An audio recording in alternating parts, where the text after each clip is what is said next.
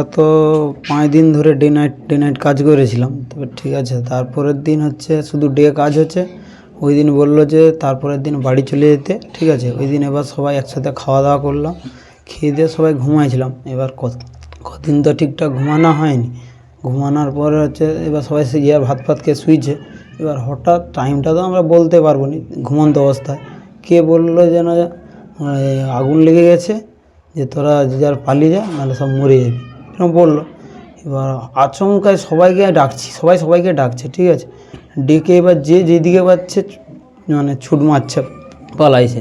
এমনিতেই একটা অন্ধকারে লাইট চলে গেলে এমনিতেই অন্ধকার লাগে, তারপরে ওখানে অত হচ্ছে আগুন লাগছে, তার যে ধোঁয়া, কেউ কাউকে দেখতে পায়নি, কিছু হয়নি। আমারই মানে আর 1-2 মিনিটের যদি এপাশ ওপাশ হতো আমারও অবস্থা শেষ হয়ে যেত। তোমরা কি গোডাউনেই ছিলে? গোডাউনের উপরেই ছিলাম, 12 জন ছিলাম মানে আমাদের রুমে। এবার আরও টিমের আরও আলাদা আলাদা লোক ছিল, আমাদের টিমে 12 জন ছিলাম। এবার কে কোন দিকে ছুটে পালাইছে, যে যার প্রাণ লেতে ছুটে পালাইছে। এবার কে কোন দিকে গেছে আমি বলতে পারবো না। আমি কীভাবে বেরোইছি আমি নিজেই জানিনি, ভগবান মনে হয় আমাকে পৌঁছে দিয়েছে। আমি ওখানে ছিলাম অনেকক্ষণ।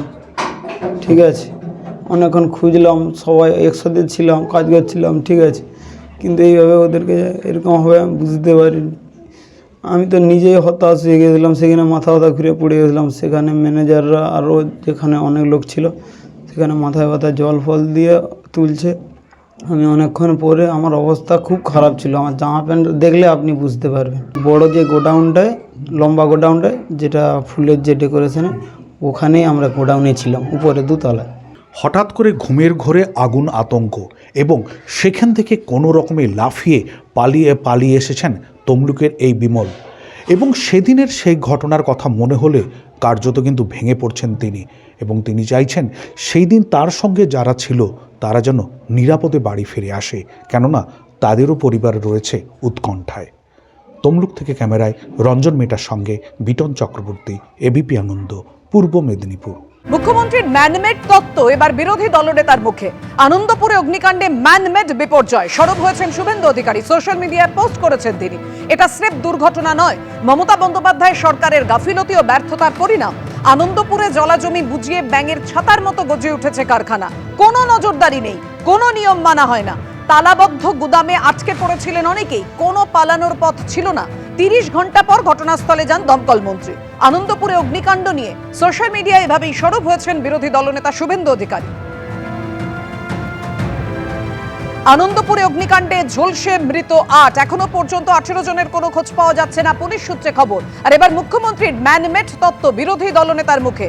আনন্দপুরে অগ্নিকাণ্ডে ম্যানমেড বিপর্যয়, সরব হয়েছেন শুভেন্দু অধিকারী।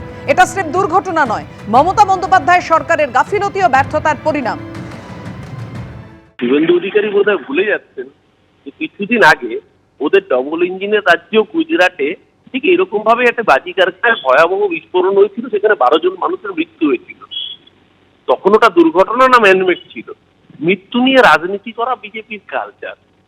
শকুনের রাজনীতি, লাশের রাজনীতি করছে ভারতীয় জনতা পার্টি দীর্ঘ কয়েক বছর ধরে, কিন্তু ওরা প্লাস পেয়ে উঠছে না।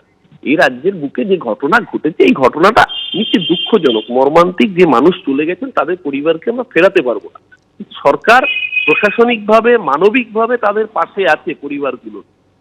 বারংবার করে একটা মিথ্যে ন্যারেটিভ তৈরি করে যখন পশ্চিমবঙ্গে কোনো দুর্ঘটনা ঘটে তখন সেটাকে ম্যানমেড বা তখন সেটাকে পরিকল্পিত বলা।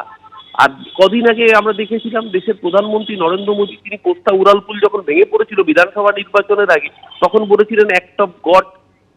আর আজকে ভারতবর্ষের মানুষ দেখলো যে লোকসভা নির্বাচনের আগে একের পর এক উড়ালপুল ডাবল ইঞ্জিন শাসিত রাজ্যে ভেঙে পড়লো, তখন মানুষ জিজ্ঞাসা করেছিল যে ওটা অ্যাক্ট অফ গড না অ্যাক্ট অফ ফ্রড। যে ঘটনা ঘটেছে আনন্দপুরে, এই ঘটনা দুঃখজনক।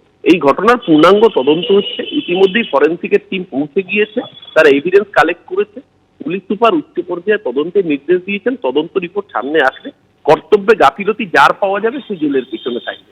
কিন্তু এটা নিয়ে শকুনের রাজনীতি বিজেপি করছে। বিজেপির কাজ ওটা, শুভেন্দু অধিকারী কাজ ওটা, উনি সেই কাজই করতেন। ওনাদের নিজেদের রাজ্যগুলোর দিকে তাকালে বুঝতে পারবেন যে ওনারা আসলে কি রাজনীতিটা করেন। এবিপি আনন্দ, এগিয়ে থাকে, এগিয়ে রাখে।